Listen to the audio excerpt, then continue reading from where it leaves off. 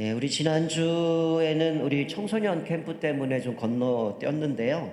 우리 그 전주에 우리 같이 나눴던 거는 교회가 무엇인가 정의에 대해서 말씀을 드렸습니다. 우리가 교회라고 할 때 세상으로부터 우리를 구별되어서 부름받은 또 불러낸 무리들, 그것이 교회다라고 얘기를 했습니다. 하나님께서 교회를 세우시기로 계획하셨고 또 예수님이 성취하셨고 또 성령님이 그것을 적용하셨다라고 말씀을 드렸는데, 이 사도들이 예수님의 십자가의 능력 그리고 제사함의 은혜를 또 모든 민족에 전파하는 사명을 계승했을 뿐만이 아니라 그 사도들 터 위에 교회를 세웠다라고 말씀했어요. 좀 제가 어려운 말로 두 단어 아마 기억나실 것입니다. 첫 번째는 에클레시아. 이 에클레시아라는 뜻은 불렀다, 불러낸다, 이런 의미로 세상으로부터 불러낸 그리스도인의 모임, 즉 예수님을 주와 그리스도로 고백하는 성도들의 무리를 교회라고 이야기를 했어요. 그리고 두 번째는 디아코니아라는 단어를 썼는데, 이거는 섬김, 봉사라는 이야기를 했어요. 우리가 하나님의 교회가 이 세상에 감당해야 될 여러 가지 책임 또 사명이라고 말씀을 드렸습니다. 자, 오늘은 좀 다른 측면으로 좀 짧게 두 가지를 말씀을 드릴 건데요. 아마 여러분들이 이 부분은 많이 잘 아시는 부분일 겁니다. 코이노니아. 뭐죠? 교제죠. 여러분, 이 교회를 정의할 때 또 하나는 코이노니아죠. 이 코이노니아는 이제 말 그대로 교제라는 단어입니다. 성경에서 이 코이노니아라는 단어를 쓸 때 제가 좀 약간 발음이 이상해도 좀 이해를 해주세요. 입안이 좀 헐었고 코가 막히고 목소리가 잠겨서 지금 이게 여러분의 제가 듣는 목소리가 아닐 건데, 하여튼 제가 이런 상태니까 좀 이해해 주시고, 자, 이 코이노니아라는 이 용어는 두 가지 개념으로 쓰입니다. 하나는 하나님과 우리 사이의 관계의 친밀함을 이야기할 때 코이노니아라는 단어를 썼고요. 또 하나는 하나님을 믿는 성도들과의 관계 속에 친밀한 교제를 또 서로 나누는 그런 것을 이야기할 때 코이노니아라고 이야기를 했습니다. 그러니까 두 가지죠. 하나님과의 관계 속의 교제, 또 성도들과의 관계 속의 교제를 이야기할 때 코이노니아라는 단어를 썼다라는 거죠.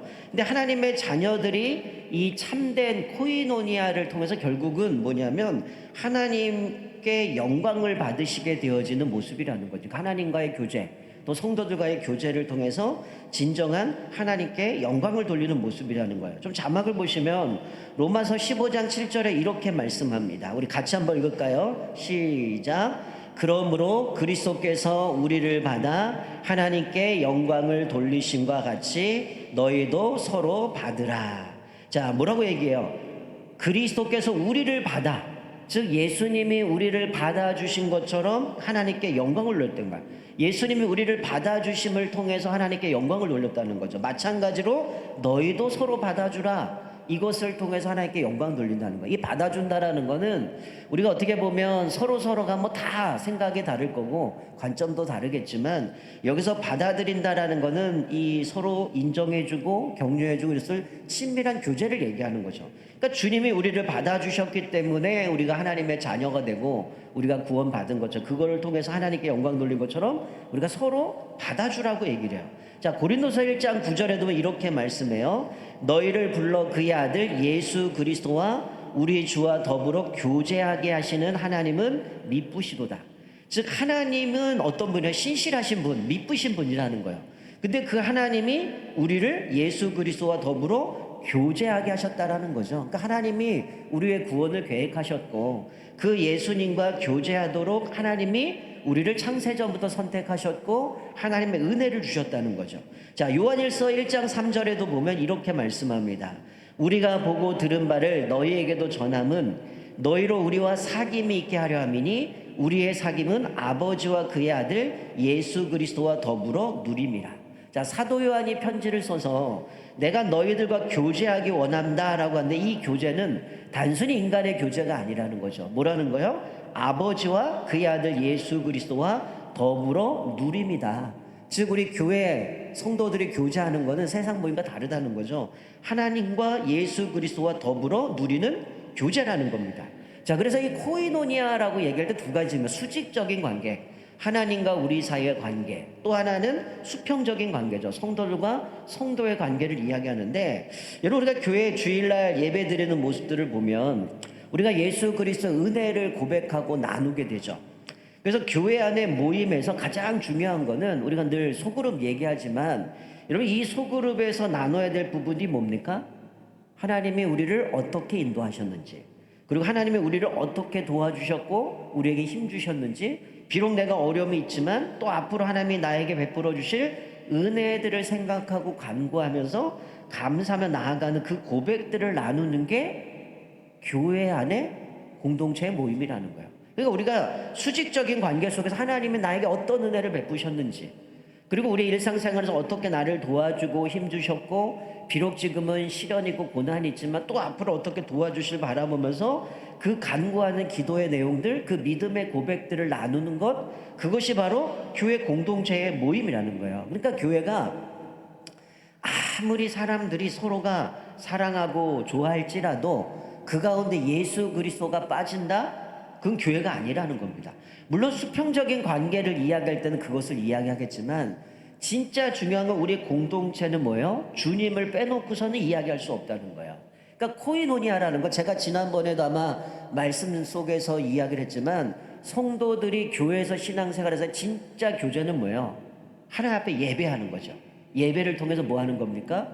하나님의 은혜를 고백하는 건데, 자, 오늘 자비여전도회가 오늘 특송한 찬양을 고른 이유가 뭘까요? 거기 자비가 나와서인가요? 그건 아닐 거고. 왜 부르셨을까요? 저는 이거 부를 때 뭐가 떠올라니 영화가 떠올랐어요.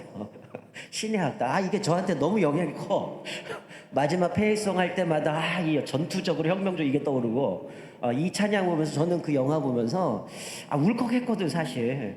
하나님이 우리에게 정말 암흑 가운데 아무 소망 없는데 주님이 어둠을 뚫고 우리에게 오셨다는 그 은혜가 얼마나 큽니까? 여러분, 우리가 이 은혜의 고백에 빠지고서는 교회가 존재할 수 없다는 거예요. 그러니까 하나님의 사랑, 하나님의 은혜, 여러분 우리가 신앙생활함에 있어서 이 하나님의 베푸신 은혜가 빠져버리면 어떻게 될까요? 여러분, 예수님 왜 믿죠? 복 받으려고? 우리 자녀 좋은 대학 가려고요? 이거 아니잖아요. 우리의 신앙의 시작은 뭡니까? 은혜죠. 하나님이 나를 구원해 주셨고 오늘 찬양했던 것처럼 어둠 속에 헤매던 우리들을 뚫고 오셔서 은혜 베푸시고 자비 베풀어 주신 그 은혜가 크기 때문에 주님을 섬기는 거지, 그냥 내가 예수 믿으면 부자 되고 예수 믿으면 뭔가 내 자녀가 되고 내 뭔가 인생이 펼칠 것 같다, 이거는 기복인 거죠. 이거는 예수를 다른 걸로 바꾸면 되죠. 내가 무당한테 찾아가서 복채주고 열심히 빌면 내 인생이 잘 되고 자녀가 복 받고 대학 잘 가고 내가 부자 되고 다를 바가 없어요. 여러분, 우리는 신앙생활 그렇게 하는 게 아니에요. 예수님의 은혜, 거기서부터 시작한 거죠. 우리가 죄와 허물로 죽었던 우리들을 예수님이 우리를 구원해 주셨고 그 은혜부터 시작됐기 때문에 여기를 벗어나서 우리의 공동체가 다른 이야기를 한다? 그거는 교회가 아니라는 거야. 그러니 교회 안에서 제가 늘 얘기하는 정치적인 얘기, 어떤 자녀 교육에 대한 부분, 부동산 시세, 뭐 여러 가지 주식 얘기, 이게 돼서는 안 된다는 거예요. 우리가 뭐 경제적인 부분도 얼마든지 준비해야 되겠다, 그런 나눌 수 있지만 그런 얘기가 오로지 그 모임의 중심이 되면 안 된다는 거예요. 예수 그리스도 은혜가 중심이 돼야 되는 거죠. 그러니까 예수 그리스도의 공로로 나에게 베풀어 주신 주 은혜, 그 은혜를 벗어나면 사실은 아무 존재 이유가 없는 거죠. 그래서 사실은 교회에서 예배드리고 같이 은혜를 나누는 건 뭡니까? 그것을 통해서 내가 이런 은혜를 받았는데 또 다른 지체들이 받았던 은혜들, 어려울 때 하나님의 베푸셨던 은혜들을 고백하면서 함께 동일한 은혜를 고백한다라는 깨달음을 통해서 뭐예요? 우리가 예수 그리스도 안에서 한 지체라는 그 동질성을 또 경험하게 되고 거기서 지체의식을 갖게 되는 거죠. 그래서 두 번째가 수평적 관계에서 뭘 나누는 거예요? 그리스도의 은혜를 통해서 배운 그 사랑의 은혜들을 고백하면서 사랑의 교제를 나누는 겁니다. 성도 간에 이 동질성을 확인했다면 어떨까요?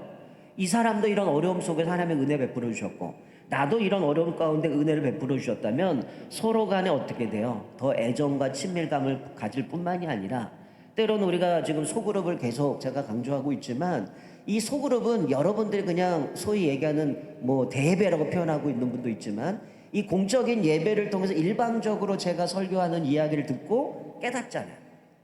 그러고 나서 흘려버릴 때가 많잖아요. 근데 소그룹 공동체를 통해서 뭐 합니까? 더 구체적으로 이 말씀을 나는 이렇게 살았는데 또 다른 지체는 어떻게 그 속에서 은혜를 받았는가, 또 어떻게 이 어려움들을 이겨나갔는가, 그것들을 통해 서로 함께 믿음을 고백하고 격려하고 세워져 가면서 함께 또 주님과 친밀한 교제를 나누기 위해서 달려가는 거죠. 이렇게 세워지다 보면 어떻게 될까요? 서로 그 공동체가 어떻게 해요? 속사정까지, 때로는 물질에 대한 어려움도, 또는 개인의 어려움도 같이 함께 나눌 수 있는 교제로 발전하게 되어진다는 거예요. 여러분, 참 아이러니한 건 뭐냐면요, 이단에 넘어간 사람들 중에 의외로 이게 뭔가 교모하게 속여서 넘어간 부분도 있어요. 그렇지만 이분들이 넘어간 것 중에 하나가 뭐냐면, 교회에서 상처받고 이단에 넘어간 사람이 많아요. 뭔가 나를 색안경 끼고 뭔가 나를 그렇게 존재로 봤는데, 이 사람을 만났더니 자기에게 무한한 사랑을 베풀어 주는 거예요. 그러니까 교회에서 경험해 보지 못한 사랑들을 경험하게 되고, 여러분 이게 아시잖아요. 신천지 같은 게 의도적으로 내 주변에 여러 사람들 포집해가지고 내 모든 정보 캐가지고 얘가 지금 뭐 고민하는지, 어떤 걸 원하는지, 대학생 같은 경우는 진로가 뭔지, 얘가 어떤 걸 고민하고 있는데 편입할 건지 어디 가려고 하는 건지 이거 다 알고 접근하잖아요. 우연을 가장해서. 그렇게 해서 달라붙어서 해주는데 느끼는 건 뭡니까? 교회에서 받지 못한 사랑을 받다 보니까 그냥 헷가닥 하는 거야. 야, 이게 진짜 사랑이었구나. 그런데 나중에 어떻게 돼요? 이단인 걸 알아요. 근데 얘기 들어보니까 왜 안 나오냐 물어봤더니 이 관계 때문에 못 나온다는 거예요. 이게 아이러니한 거죠. 교회 안에 이런 사랑의 공동체가 하나님의 은혜에 시작되고, 그 은혜로 시작해서 서로 지체들을 인정해주고 격려하고 세워주면, 그 공동체는 아마 이 사람이 느꼈던 그 모습이 교회 안에 이루어져야 되는데 자꾸만 어떻게 됩니까? 은혜에서 시작되는 게 아니라 다른 이야기가 주가 되다 보니까 관계들이 다른 부분에 상처받게 되고 어려움을 겪는 경우가 많다라는 거예요. 그래서 우리는 예수 그리스도 생명 안에 있지만 사실은 우리 안에 뭐가 있어요? 아직은 완성된 존재가 아니잖아요. 저도 마찬가지고 옛 자아가 남아있어요. 죄성들이 남아있습니다. 그러다 보니까 내 마음에 안 맞는 사람들이 있는 거죠. 그럴 때 어떻게 돼요? 우리는 부딪힐 수밖에 없어요. 근데 우리가 오늘 읽은 본문 말씀 뭡니까? 그런 서로 간의 갈등이 있을 때 어떻게 하라는 거예요? 서로 같이 기도하고 격려해주고 용납해주고 인격과 신앙들이 점점 그것을 통해서 어떻게 해요? 성장의 감을 보여주는 거죠. 자, 우리가 오늘 읽은 말씀이 13절 뭐라고 해요? 누가 누구에게 불만이 있거든 어떻게 하래요?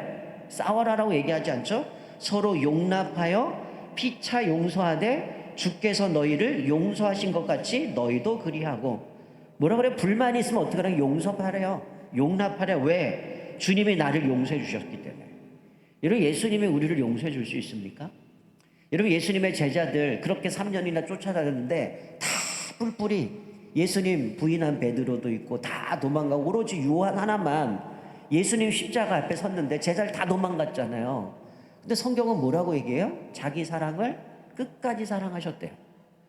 부활하시고 제자들에게 찾아가서 그들을 다시 만나시고 회복시켜 주셔서 그들을 끝까지 사용하시는 주님을 보게 되는 거죠. 예수님이 이렇게 말씀하셔. 너희를 용서하신 것 같이 우리도 그렇게 살아가라고 얘기하는 거예요. 오늘 사도 요한이 그런 얘기를 하는 겁니다. 이 바울이 이런 고백을 하는 거고 사도 요한이 그런 고백을 계속 하잖아요. 하나님이 우리를 용서하신 것을 너희도 용서해라. 그렇게 사랑해야 된다. 오늘 사도 바울이 그 고백을 하는 거죠. 불만이 있거든 서로 용납하고 피차 용서하되 주께서 너희를 용서한 것 같이 너희도 그리하라. 이 모든 것 위에 뭘 더하라고요? 사랑을 더하라는 거예요. 이는 온전하게 매는 띠다라고 얘기를 합니다. 읽진 않았지만 그 다음에 15절은 뭐라고 그래요? 우리 공동체의 목적이 뭐 평화를 위해서, 화평을 위해서 우리를 부르셨다는 거예요. 하나님 우리 공동체를 통해서 깨어짐, 상처가 아니라 이 공동체 안에 하나님의 은혜에서 시작돼서 그 은혜를 고백하는 우리들이 서로 사랑하고, 때로는 불만이 있을 수 있죠.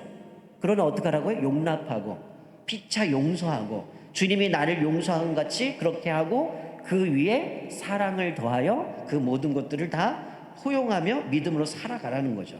그렇게 우리가 할 때에 어떻게 한다는 거예요? 공동체가 든든히 서갈 수 있다는 거예요. 그래서 첫 번째 우리가 처음에 살펴봤던 교회는 에클레시아다. 세상으로부터 구별되어서 불러낸 사람들이죠. 그러니 교회 공동체 사람들이 세상으로부터 불러서 구별된 존재인데 우리들의 모습이 세상과 똑같다면 이 공동체는 교회가 아닌 거죠. 그래서 하나님이 우리를 부르실 때는 거룩하게 구별되어 부르셨어요. 그렇지만 우리는 세상 속으로 들어가 살아가는 사람들이죠. 그래서 이제 세 번째는 교제라는 부분, 이 코이노니아를 얘기하지만 마지막 네 번째는 뭐냐면, 여러분 이 단어는 잘 들어보시진 않았을 건데 마르투니아라는 단어입니다. 이 마르투니아라는 것은 뭐냐면 법적인 관계에서, 예를 들어서 법정에 나가서 내가 증인으로 고백할 때 쓰는 단어가 마르투니아라는 거야. 달리 얘기하면 흔히 우리가 쓰는 단어는 뭐냐면 증인, 증거라는 단어입니다. 여러분 이게 뭐냐면 그리스도인이 이 땅 가운데 살아갈 존재의 목적이겠죠. 교회가 존재하는 이유가 뭡니까? 복음 증거죠. 여러분 예수님이 나를 위해 십자가에 못 박혀 돌아가셨어요. 그리고 하나님이 나에게 은혜 베풀어 주셨기 때문에 그 은혜로 살아갑니다. 또 성도들과 관계 속에서 서로 피차 용납하고 용서해주고 함께 신앙생활해요. 근데 여기서 멈추면 어떻게 됩니까?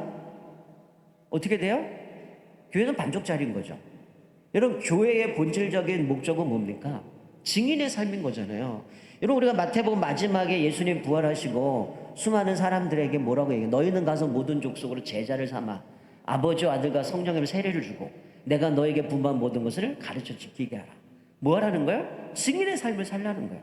또 하나는 뭡니까? 오직 성령이 너희에게 임하시면, 사도행전이 본격적으로 성령이 강림하고 어떻게 교회가 시작됐는지를 보여줄 때 성령이 강림하신 거는 뭐 방언해라, 뭐 어떤 신비적인 기적을 내타라 이게 아니잖아요. 원래 성령이 오신 목적이 뭐예요? 능력을 주셔서 증인의 삶을 살게 하는 거죠. 오직 성령이 너희에게 임하시면 너희가 권능을 받고 예루살렘과 온 유다와 사마리아 땅끝에 내 증인이 되라. 복음의 증인이 되라고 부르셨다는 거예요. 그러니까 교회는 세상 가운데 존재하죠. 세상으로부터 거룩하게 구별돼서 불러냈어요. 그렇지만 우리는 세상 속에 들어가 삽니다. 그 속에서 뭘 해야 되는 거예요? 증인의 삶을 살아가야 되는 거죠. 그러니까 세상 가운데 주님이 우리에게 주신 지상명, 마태복음 마흔은 땅끝과 내 증인이 되라 하셨던 제자 삼고 세례 주고 가르쳐 지키게 하는 이 사명, 우리에게 주신 지상명령이라고 얘기하는데, 이 명령을 우리가 온전히 수행함으로 인해서 어떻게 해요? 하나님의 나라를 확장하는 거고 이것을 통해 하나님의 영광을 드러내는 거예요. 우리가 흔히 그런 얘기를 많이 하죠. 우리의 삶을 통해서, 우리의 행위들을 통해서 복음을 증거한다. 여러분 저는 이 표현이 뭐 죄송한 표현이지만 소극적인 측면인 것 같아요. 이런 궁극적인 건 뭡니까? 우리가 예수 그리스도를 전해야 되거든요. 그런데 이게 뭔가 내 마음에 이 복음을 전하다가 여러 가지 이유들이 있겠죠. 복음 전하지 못하는 이유들이. 그러다 보니까 우리가 흔히 나오는 게 내 삶을 통해서, 내 말을 통해서, 내 행위들을 통해서 예수님 전해야 합니다. 그것도 복음입니다. 이렇게 얘기하다 보니까 어느 순간부터 우리가 노골적으로 복음을 증거하는 모습들이 사라져 버리기 시작합니다. 여러분 제가 토요일날 뭐 지금은 겨울이라 좀 방학을 하고 있지만 우리가 노방전도 하는 이유가 뭡니까? 우리가 효능성을 봤을 때는 야 이거 뭐 맨날 물티슈 갖다 주는데 이거 누구 하나 예수 믿겠다 하는 사람도 없고, 이 사람들이 복음 전하는데도 이 사람이 과연 교회에 올까 말까 여러 가지 상황 속에서 회의감에 들 때도 있잖아요. 열심히 전하는데 누구 하나 예수 믿겠다는 사람도 없고, 이거 맨날 매주 나가긴 하는데 이거 굳이 해야 되나 이런 생각이 있어요. 여러분 왜 이런 생각이 들까요? 이유는 간단합니다. 여러분 우리가 전도하는 이유가 뭘까요? 예수님이 우리에게 명령하신 지상 명령이기 때문에 복음을 증거하는 거죠. 근데 이게 목적이 바뀌어버리면 어떻게 되면, 조금 전에 말씀드린 그런 생각이 드는 거예요. 전도를 해야 되는 이유가 뭐예요? 우리 교회 키우려고, 우리 교회 부흥하려고. 그래서 전도하는 거 아니잖아요. 제가 처음 교회를 이야기할 때 우리 천산중앙교회만이 아니라 우리가 내동에 있는 모든 교회, 한국에 있는 모든 교회가 다 건강하게 세워져야 된다고 그랬어요. 왜 그래요? 전 우주적으로 하나님이 세우신 교회들이 건강하게 세워져야 되는 거예요. 근데 어느 순간부터 교회 이기주의가 많아요. 우리 교회만 잘 돼야 되고 우리 교회가 부흥해야 되고, 이러다 보니까 어떤 문제가 생깁니까? 옆에 교회 성도들 땡겨오는 겁니다. 여러분 다 그런 건 아니지만 대형 교회들이 전도하는 집회들을 보면 옆에서 수평 이동한 사람들이 많아요. 순수한 초신자들이 예수를 믿고 복음 전해서 듣고 오는 것보다는 앞에서 말씀드린 여기서 상처받고 이 교회로 옮기고 저기 상처받고 이 교회로 옮기고, 결국은 그 교회들 부흥했다라고 얘기하는데 부흥한 게 아니죠. 그냥 수평 이동한 거죠. 여러분 진짜 복음을 전하는 건 뭡니까? 죽어가는 영혼들에게 복음을 증거해야 되는 거예요. 이게 우리 교회 키우려고 우리 교회 부흥하려고 하는 게 아니죠. 죽어가는 영혼들 예수 믿고 구원받는 거죠. 그러니 우리가 복음을 뿌리는 이유는 뭡니까? 이 사람이 지금 믿든 아니면 1년이 됐든 아니면 10년이 됐든 예수 믿는 거죠. 우리 교회 안 와도 돼요. 다른 교회 가면 됩니다. 예수 믿으면 되는 거예요. 근데 우리는 자꾸만 뭐예요? 숫자의 노름에 자꾸만 속는 거죠. 우리 교회 전도해서 몇 명 전도했어, 몇 명 부흥했어. 이거 아니잖아요. 저는 제가 부교육자들한테 뭐 숫자 몇 명 하니 이거 안 묻습니다. 몇 명 전도 이런 거 안 묻습니다. 이거다 보면 잘못하면 이게 마케팅을 흘러버려서 교회가 이상한 존재로 돼요. 물론 교육자들에게 제가 숫자를 확인하는 건 몇 명 아니냐 하는 거는 빠진 사람들 체크하라고 하는 거고, 그 잃어버린 사람들을 체크고 그 사람들을 신방하기 위해서 하는 것이지 우리 교회가 얼마나 부흥해 이거 따지지 않아요. 당연한 것도 복음 증거하면 하나님이 보내주신다는 거예요. 사실은 뭐예요? 있는 사람을 빼앗겨 버리거든. 사랑을 못 주니까, 서로 용납하지 못하니까, 서로 그들을 위해서 사랑하고 그 위에 사랑을 더하지 못하다 보니까 결국은 교회가 빠져나가는 것이지, 사실은 우리가 날마다 삶 속에 어떻게 해야 돼요? 복음을 증거하는 거 우리 삶이라는 거죠. 이게 어떻게 됩니까? 여러분의 가정에서도 마찬가지예요. 또 직장에서도 마찬가지고, 우리 학생들은 학교에서도 마찬가지죠. 우리는 때려왔든지 못 얻든지 간에 복음을 증거해야 돼요. 성경 뭐라고 얘기합니까?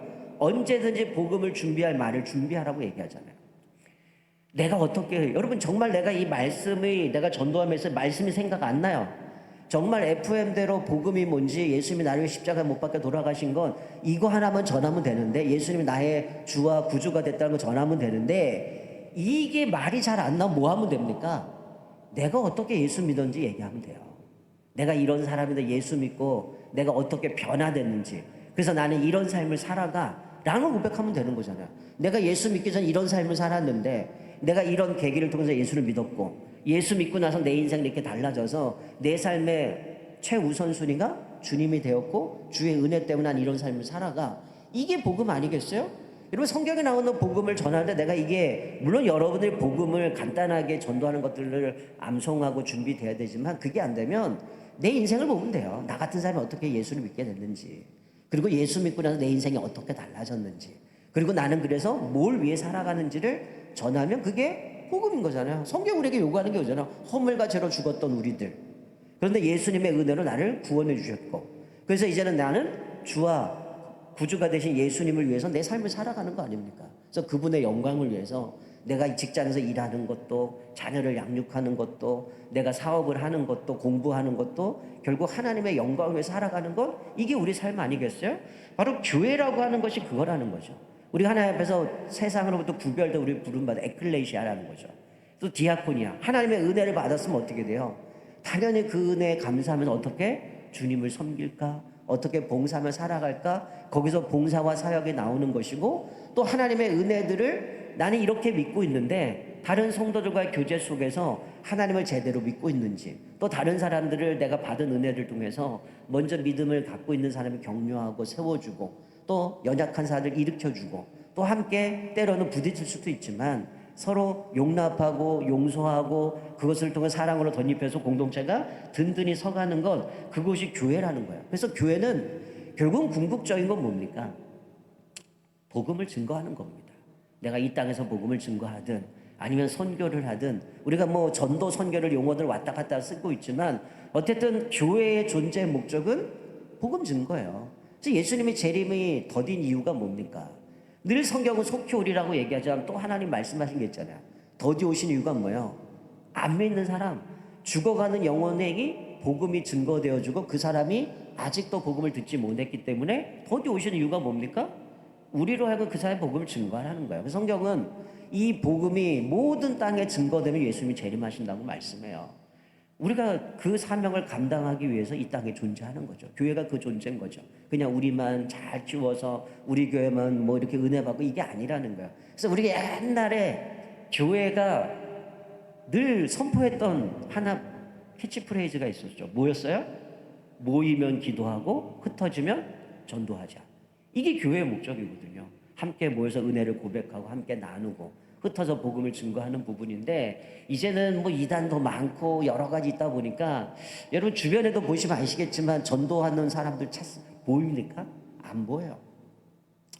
이제 이 사람들이 다들 그냥 아이 관계 전도한다고 내 주변에 있는 친한 사람들 이렇게 전도해야지 이러고 있지만, 여러분 사실은 가끔씩 교회에 이제 등록하고 오시는 분 만나는 분들 중에 보면 정말 놀라운 거는 이분이 교회 앞에 서석에다 우리 교회 등록한 분이 있어요. 이분 돌아가셨는데 그분이 그러는 거예요. 어떻게 교회 오셨어요? 여러분 새가족부가 교회 오면 이렇게 물어보면 안 되죠.